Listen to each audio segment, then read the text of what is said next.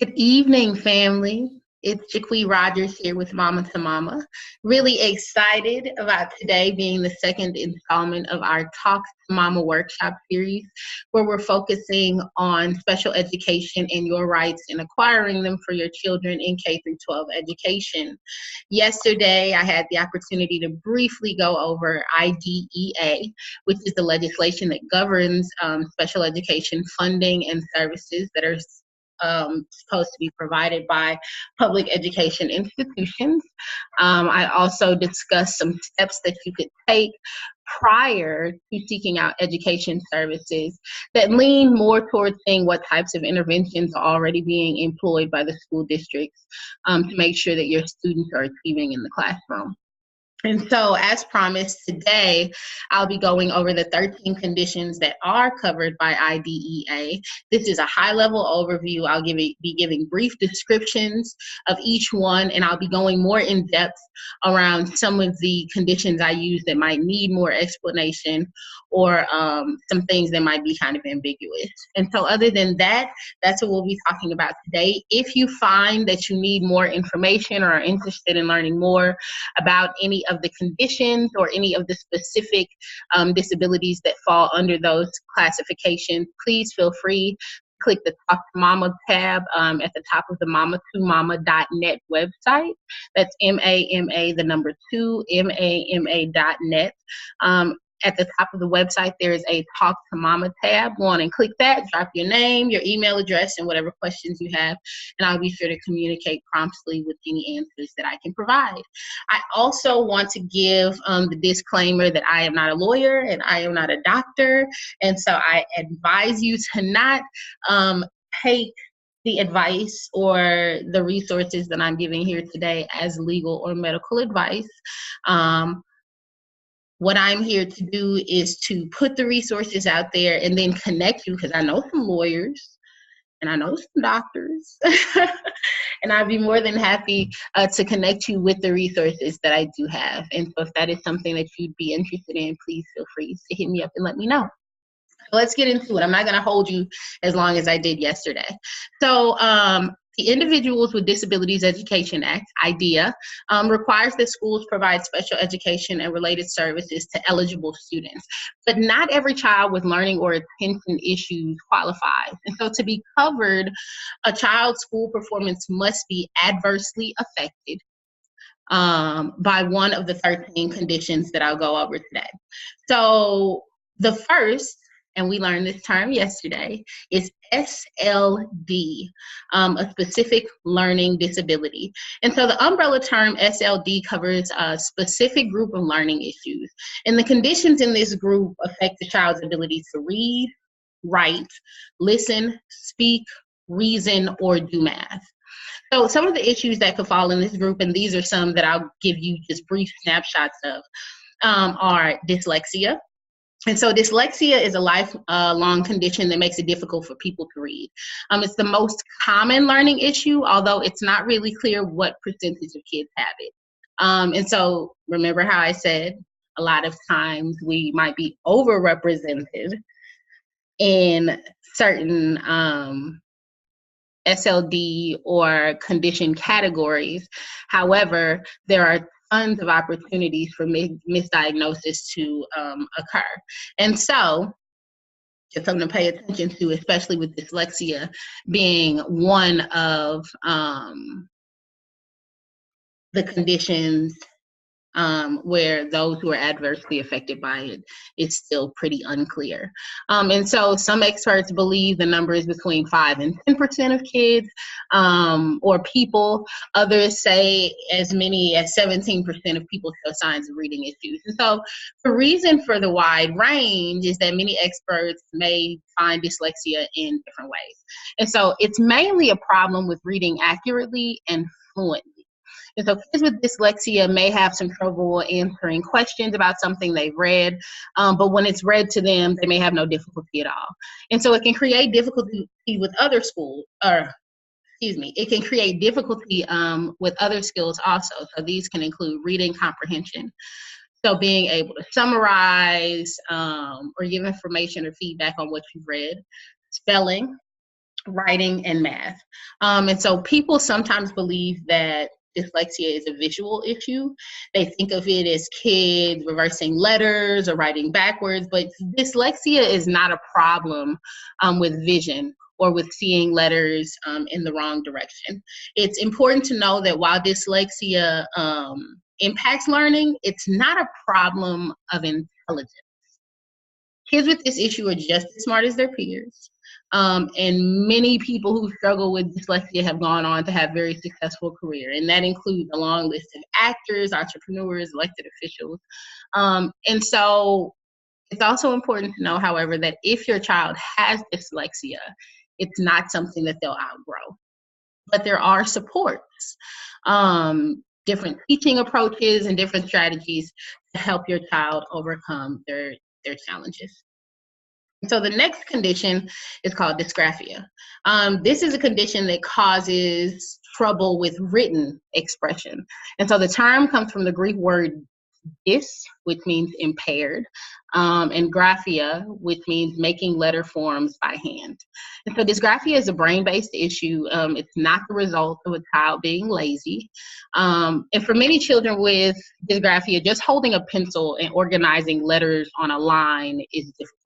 Their handwriting can tend to be messy. Many struggle with spelling and putting their thoughts on papers. And these and other writing tasks, like putting ideas into language that is organized, stored, and then retrieved from memory, it may all add to struggles with written expression. And so different professionals may use different terms to describe your child's struggle with written expression. But the Diagnostic and Statistic Manual of Mental Disorders, which is like the Mental Disorder Bible to medical professionals, it doesn't use the term dysgraphia, but it uses the phrase an impairment in written expression under the category of specific learning disorder. Okay. And so this is the term that is most used by doctors and psychologists, an impairment in written expression. But dysgraphia could be used by some school psychologists or teachers as shorthand for the definition I just gave you. And so whatever the definition is, that is used, it's important to understand also with dysgraphia that slow or sloppy writing isn't necessarily a sign that your child isn't trying hard enough. Writing requires a very complex set of fine motor skills, language processing skills. And for kids with this condition, the writing process is harder and slower. And without help, a child with dysgraphia could very well have an extremely difficult time in school. I'm gonna try to pronounce this one, y'all. Don't judge me. Dyscalculia. It's Dyscalculia. Dyscalculia. It's a lifelong condition, and it makes it hard for kids to perform math-related tasks. And it's not as well known or understood as dyslexia, but some experts believe that it's just as prevalent. Kids with this learning issue tend to have trouble with many aspects of math. They often don't understand quantities or concepts, like biggest versus smallest. They may not understand that the number 5 is the same as the word 5. And so sometimes we might refer to these skills as like number sense. And so kids with this condition also have trouble with the mechanics of doing math, such as being able to recall math facts. They may understand the logic behind the math, but not how or when to apply what they know to solve math problems. They also often struggle with working memory. So for example, they may have a hard time holding numbers in mind while doing math problems with multiple steps. So by the time they get to step 3, they forgot the numbers that they originally had in step 1. And it goes by many names. Some schools may refer to it as a mathematics learning disability. Doctors sometimes call it a mathematics disorder. You may even hear kids and parents call it math dyslexia, but that's also kind of misleading. And so dyscalculia is the term that's referred to in the manual for disorders. Let's see, auditory processing disorder. And so this disorder is a condition that makes it difficult for kids to recognize subtle differences between sounds and words. It affects their ability to process what other people are saying. And so your child very well may have passed the hearing test, but still be diagnosed with APD. Children with APD typically have normal hearing, but they struggle to process and make meaning of sounds. And so this is especially true when there are background noises. And so researchers don't fully understand where things break down between what the ear hears and what the brain processes, but the result is clear that kids with APD can have trouble making sense of what other people say. Typically, the brain processes sounds seamlessly and almost instantly. Most people can quickly interpret what they hear, but with APD, some kind of glitch delays or it scrambles that process. And to a child with APD, saying, tell me how the chair and the couch are alike might sound like, tell me how a cow and hare are like. Right? And so they're not really distinguishing the meaning between the words. And so many conditions, including ADHD and autism, can affect the child's ability to listen and understand what they hear. But what makes APD different is that the problem lies with understanding the sounds of spoken language, not the meaning of what's being said. Okay? There are some educators and other professionals who question or doubt a diagnosis of APD, and not all professionals see it as a specific disorder. And it actually wasn't even seriously studied by medical professionals in children until 1977. And so, let's see. Last, I have non-learning disabilities. So what are, or nonverbal learning disabilities. So many learning and attention issues create social challenges.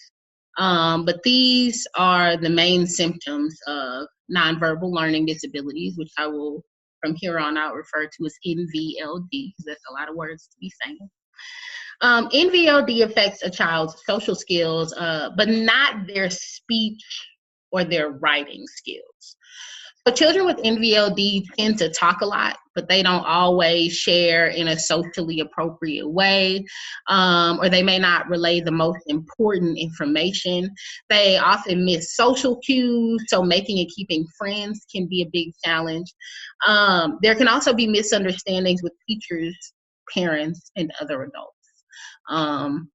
So unlike kids with language-based learning disabilities like dyslexia, kids with NVLD have trouble understanding communication that isn't verbal. And that includes body language, tone of voice, and facial expressions. When a classmate says something in a teasing voice, a child with NVLD may think it's serious. They may laugh at something serious if the speaker is smiling a little. They might not get subtle, unspoken messages that people send out, and it makes it hard to form friendships and fit in with other kids usually. To better understand what nonverbal learning disabilities are, it helps to know more about language-based learning disabilities. Kids with those issues have trouble with reading, writing, and spoken language. Their speech and language skills tend to be weak. They struggle with accuracy and speed in their work. Some children with NVLD have great language skills, but they have trouble sorting through information and understanding bigger concepts. They may not have issues with written or spoken languages, but they may think in literal terms and miss subtle nonverbal cues. So researchers really don't know the exact cause of NVLD, but they believe it's related to differences in brain processes located in the left and right regions of the brain. let's see. It can, let's see, what else do I want to say about NVLD? So it can make learning difficult, but that doesn't mean that a child with NVLD is not bright. Unlike most kids with learning disabilities, kids with NVLD typically have average or above average intelligence. And it's also important to know that NVLD is not the same as Asperger's syndrome or autism, though each can affect social skills and social interactions. I'll go a little bit more into autism a little later. So let's see. So all of the things that I just named, dyslexia, dysgraphia, dyscalculia, auditory processing disorder, and nonverbal learning disabilities fall under specific learning disabilities. Okay? So the next condition, number 2, is other health impairment. And so the umbrella term other health impairment covers conditions that limit a child's strength, energy, or alertness. Other health impairments, strength, energy, or alertness. So one example of this, and probably one of the most popular, is ADHD. And ADHD, and I'll just give a brief overview of that because that tends to be one of the most popular conditions that children fall under when they struggle with attention in classrooms or in learning. So ADHD is a disorder involving a group of key skills known as executive function. And so executive function impacts the ability to focus, organize, to use the working memory, and some other executive skills as well.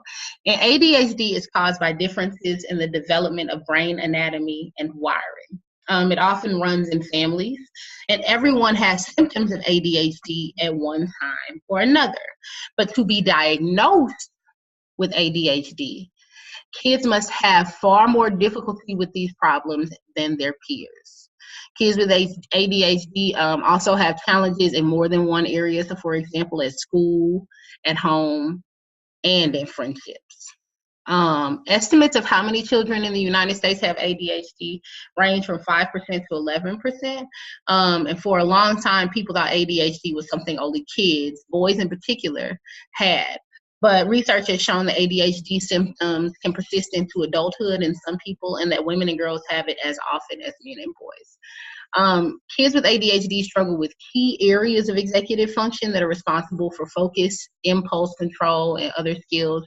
And some of the skills kids with ADHD often struggle with include their working memory, their flexible thinking, being able to manage their emotions and regulate themselves, as well as organization and planning.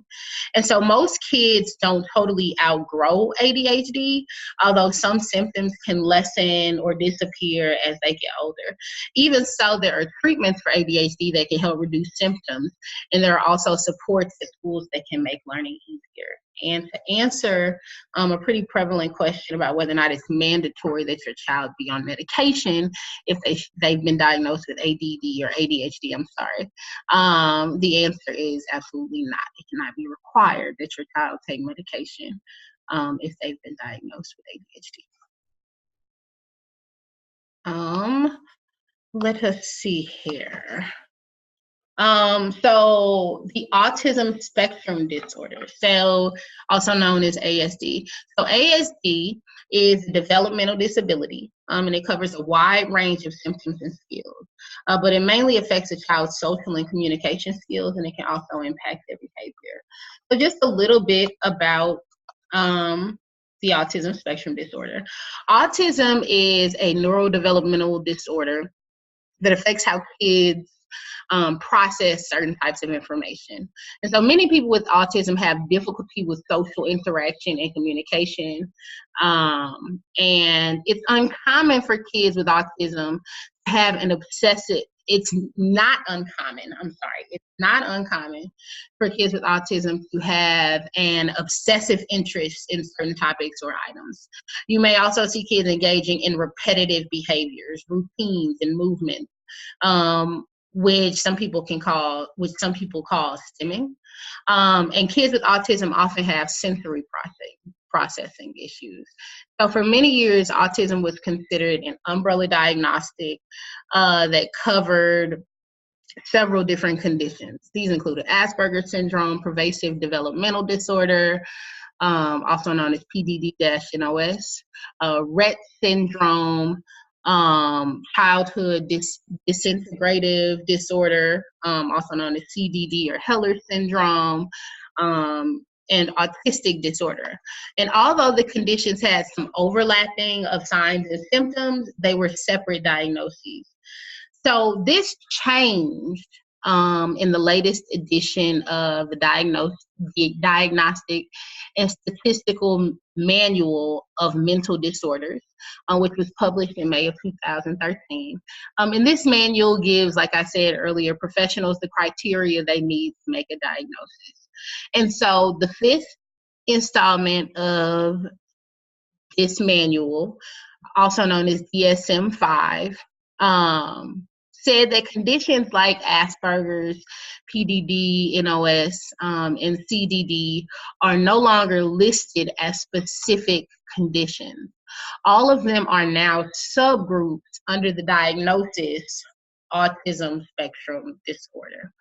And so all kids with ASD have some symptoms in common, but the word spectrum means that there's a range of how the symptoms impact the kid.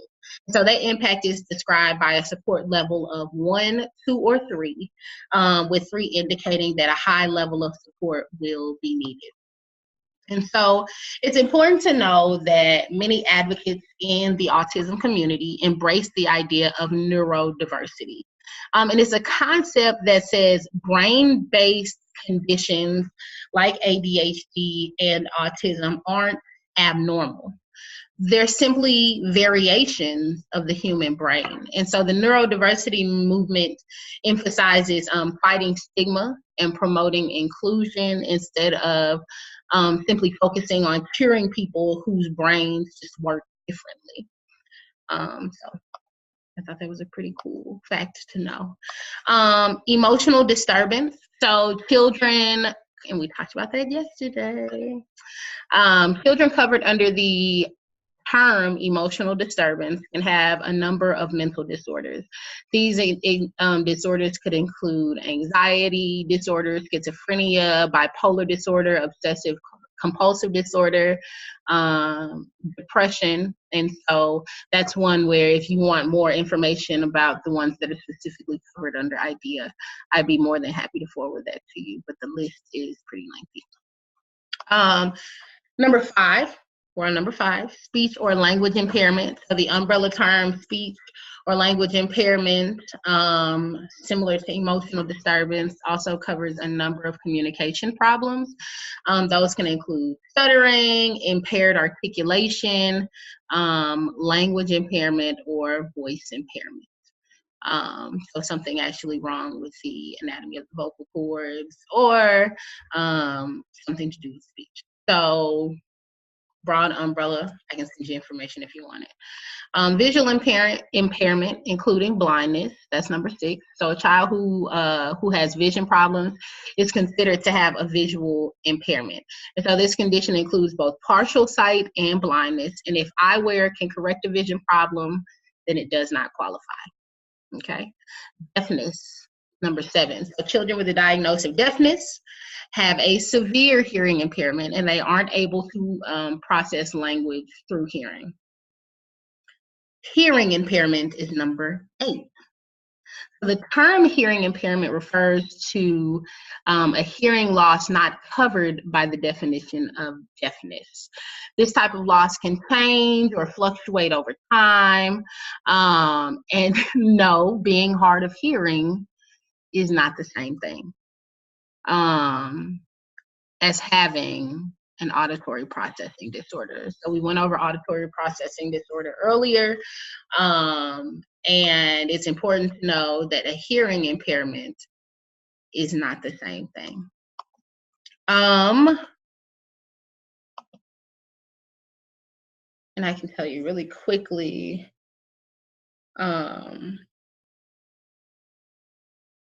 so hearing impairment, and I can briefly go into hearing impairment. So hearing impairment is a problem with one or more parts of the ear that interrupts the way that sound travels through the hearing system up to the brain. Whereas a auditory processing disorder is the missing link between what you hear being processed and understood. And so it's not the same as something physically being wrong with your ears, which would result in a hearing impairment. So it's important to distinguish between the two. Number 9 is deaf blindness. So children with a diagnosis of deaf blindness have both hearing and visual impairments, and their communication and other needs are so great that programs for the deaf or blind cannot meet them. Orthopedic impairment is number 10. So any impairment to a child's body, no matter what the cause, is considered an orthopedic impairment. Number 11 is an intellectual disability. That was one that came up yesterday as well. So children with this type of disability have below average intellectual disability. They may also have poor communication, self-care, and social skills. And so Down syndrome is one example of an intellectual disability. Number 12, we almost there, y'all, is a traumatic brain injury. This is a brain injury that's caused by accident or some kind of physical force. And so before I say number 13, it's important to recognize here that some of these disabilities may be ones a child was born with or developed in younger age, but some of them may be a result of incidents, like a traumatic brain injury. And so consequently, the processes you go through to secure the support for students who might have a lifelong disability compared to a student who might have, there's a specific word I'm looking for and it escapes me, but a circumstantial or an incidental disability, the processes would look different for how you go about securing services for them. So that's something that we'll hit on tomorrow. And finally, routing back around, number 13 is multiple disability. So a child with multiple disability has more than one condition covered by IDEA, and having multiple issues creates educational needs that can't be met in a program for any one condition. And so that's how you get the diagnosis for multiple disabilities. And within that, they'd figure out what those disabilities are and pull from those respective resource pools to get the unique service plan that you need. So some takeaways from today. For kids with learning and attention issues, the 2 IDEA conditions that are most relevant are specific learning disability and other health impairments. Conditions like dyslexia, dysgraphia, and dyscalculia would fall under the specific learning disability category, and we briefly touched on what some of those, or what all of those actually are, just a brief snapshot. Definitely didn't go super in depth with those. And finally, other impairments, other health impairments can cover ADHD. And so if you're curious even further about any of the conditions that we went over today, if you would like a more extensive knowledge on any of them that we discussed, I'd be more than happy to share that information with you. You can email me directly at mama314@gmail.com, or you can hit the Talk2MAMA link on the mama2mama.net website, and I'll be sure to get back to you with resources as soon as possible. Thanks for tuning in again, family. Tomorrow we'll be discussing the steps you go through to get the 504 plan and the IEP process off the ground, and that's the paperwork that you file that comes with its own set of rights and timelines and procedures in the event that you decide it's best, or the school has decided that it's best to move forward with securing special education services for your child or your children. Thank you so much. I'll talk to you soon. Peace.